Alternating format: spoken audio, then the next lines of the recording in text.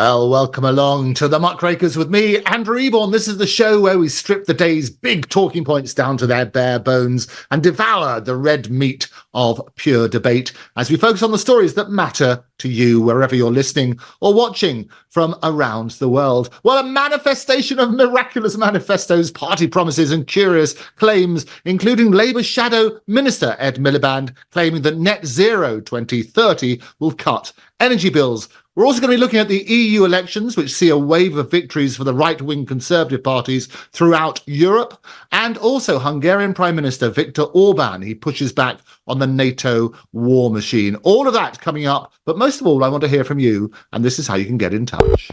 Thanks for listening to us. Now, we want to listen to you. Our lines are open from the U.S. and Canada. Call 1-888-201-6425. From the UK, call 033-0024-1026. And from Australia and New Zealand, call 1-800-670-310. Free speech is alive and well on today's News Talk, TNT Radio.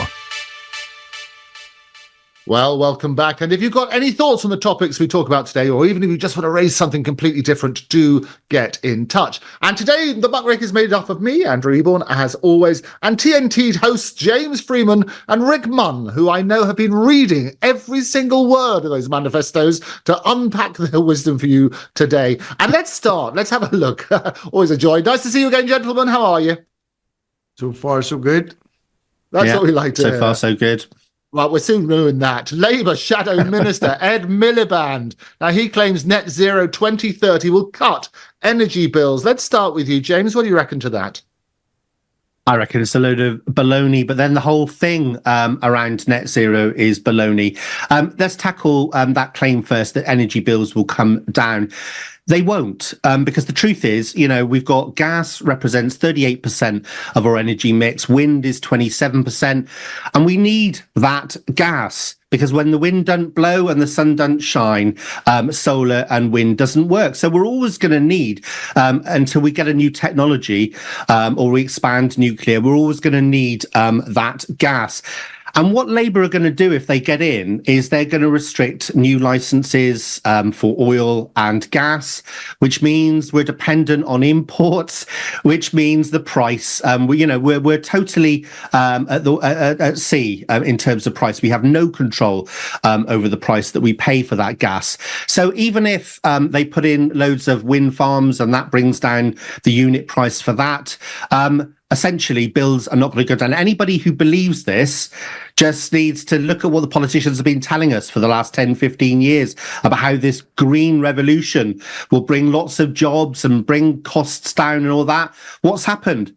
Prices have gone up. No, you're absolutely right. Well, it's interesting because Ed, I hope we always remember bacon sandwiches, or whether that was his brother or not. You always get those vivid images, don't you? Work on that basis.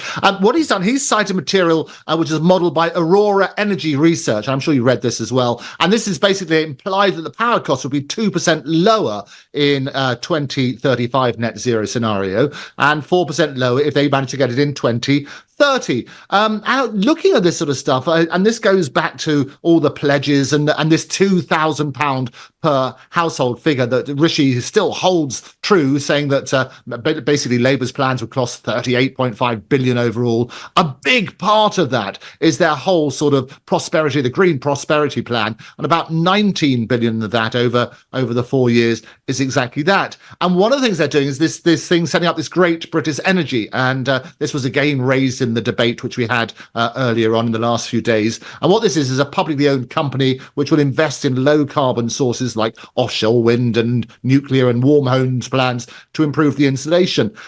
What's interesting, however, if you dig deep into the report, what actually happens is the slide decks, and I've had a look at all of this, I'm sure you have as well. What they say is that the technological and policy barriers are unlikely to be overcome to reach net zero in the power sector within the timescale of current political targets. So even though he says that, even in the report itself, it says it's extremely unlikely. What do you make of that, Rick?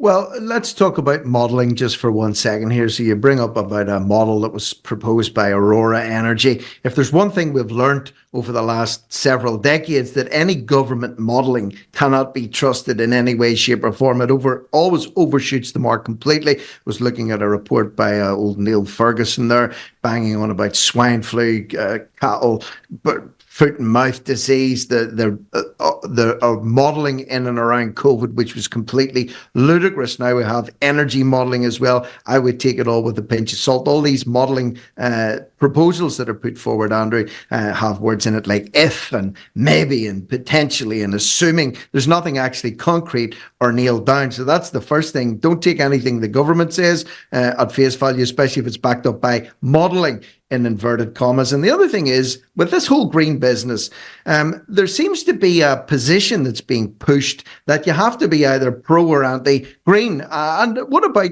simply saying, well, how about we supplement our energy supply? If someone wants to do a wind farm, let them do it. If somebody wants to put solar panels on their roof, let them do it. Let them generate their own electricity. The problem is when they're trying to force it as an alternative to oil and gas and nuclear, they say that it has to be replaced by that. If we adopt a supplementary approach, I think it will get rid of a lot of these problems. And of course, as James rightly pointed out, it only works if the sun shines, and it only works if the wind blows. And it's a bit like the government modelling then, isn't it? Ifs, ands, maybes, what ifs and assumptions. We need concrete things to work on here, not ifs, whats and maybes.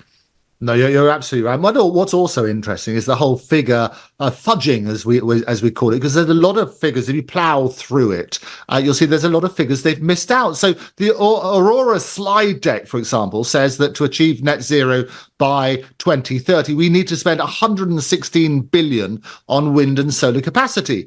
And again, that figure seems to have been disappearing when they're talking about the calculation. And even though they acknowledge the extension of the transmission grid must be accelerated, it appears to be again sort of glossed over as to how much that would cost. So National Grid, I was looking into this, they've announced 54 billion of spending on the electricity transmission infrastructure up to 2030, and a further 58 billion in the 2030 to 35 period. In other words, a total of 112 billion.